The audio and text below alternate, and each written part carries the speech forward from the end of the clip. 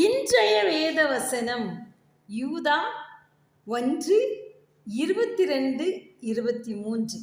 அல்லாமலும் நீங்கள் பகுத்தறிவுள்ளவர்களாயிருந்து சிலருக்கு இரக்கம் பாராட்டி சிலரை அக்கினியிலிருந்து இழுத்துவிட்டு பயத்தோடே ரட்சித்து மாம்சத்தால் கரைப்பட்டிருக்கிற வஸ்திரத்தையும் வெறுத்து தள்ளுங்கள்.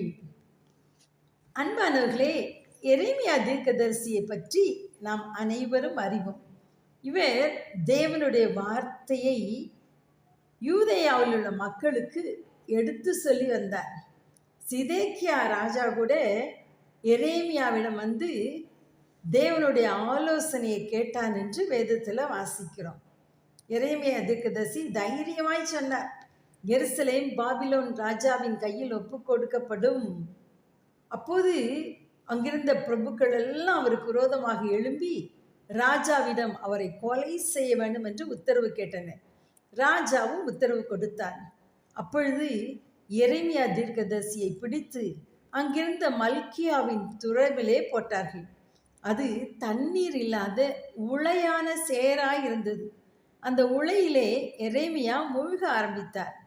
இச்செய்தியை கேட்ட ராஜாவின் அரண்மனை பிரதானியான எபத்மெலேக் ராஜாவிடம் போய், ராஜா, இது தகாத செய்கை, இனி தேசத்திலே அப்பமில்லை என்று தைரியமாய் பேசினான்.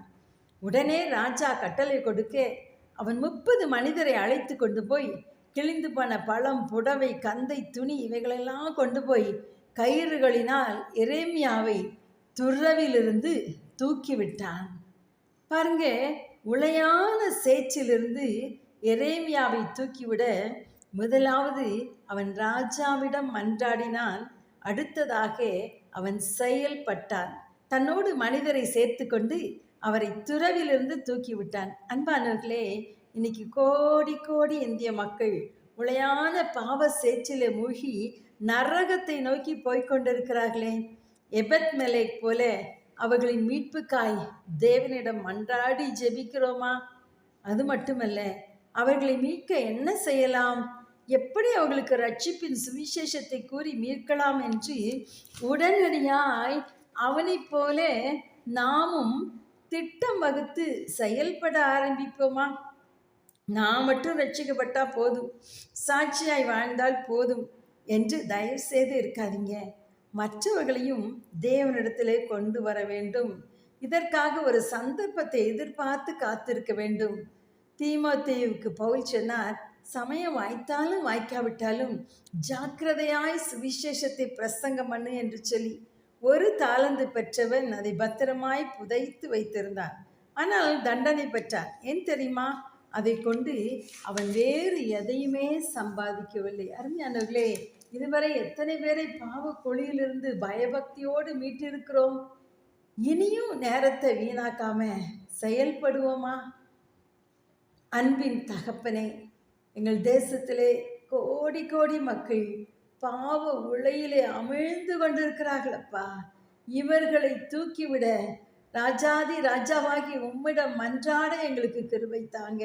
மட்டுமல்ல ஆண்டவரே, அப்பா, ஒரு சந்தர்ப்பத்தை எதிர்பார்த்து காத்திருந்து தேவையுள்ள மக்களை சரியாய் சந்திக்க எங்களுக்கு கிருபை தாங்க. எங்களிடத்திலே ஒரு அவசர செய்தி உண்டு ஆண்டவரே, ரட்சிப்பின் செய்தி உண்டு ஆண்டவரே. இதை அறிவிக்க ஒரு தைரியத்தை கொடுத்து ஆண்டவரே, இந்த கடைசி நாட்களிலே நாங்கள் துரிதமாய் செயல்பட கிருபை தாங்க. இயேசுவின் நாமத்தில் பிதாவே, ஆமென், ஆமென்.